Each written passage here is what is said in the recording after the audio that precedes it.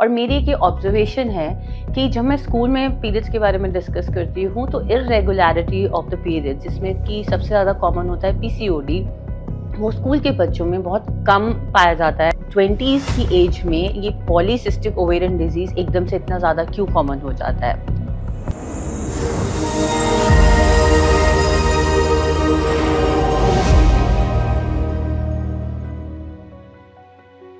So recently मैं एक school में हेल्थ टॉक देने गई, जहाँ हम 11 ईयर ओल्ड से लेकर 17 ईयर ओल्ड तक के बच्चों को मेंस्ट्रुअल हाइजीन और उससे रिलेटेड, मेंसेस से रिलेटेड, पीरियड से रिलेटेड प्रॉब्लम्स को हम डिस्कस कर रहे थे।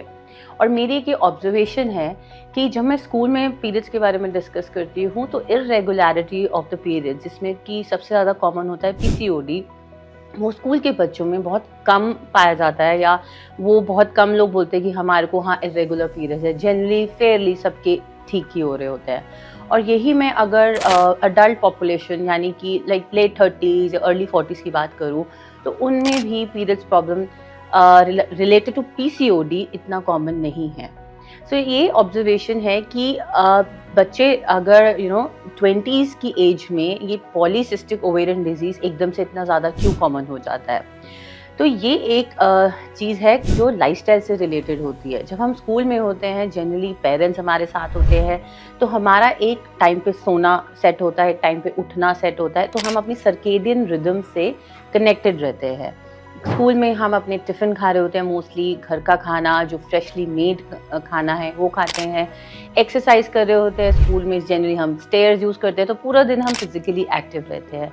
सेम थिंग अबाउट योर मम्मा और aunties, masses, that age group, क्योंकि वो पूरा दिन फिजिकली एक्टिव रहते हैं, घर के काम करते हैं, and also they eat healthy, क्योंकि उस टाइम पे हमारी वो फास्ट फूड ऑर्डरिंग इतनी सारी एप्स नहीं अवेलेबल होती थी, तो वो जनरली घर का खाना ही प्रेफर करते थे। So you have to understand what suddenly changes. So generally जब हम कॉलेज में चले जाते हैं, then we think that we are the boss of our lives and we can take our decisions, और उसमें बहुत से डिसीजंस हम गलत लेते हैं।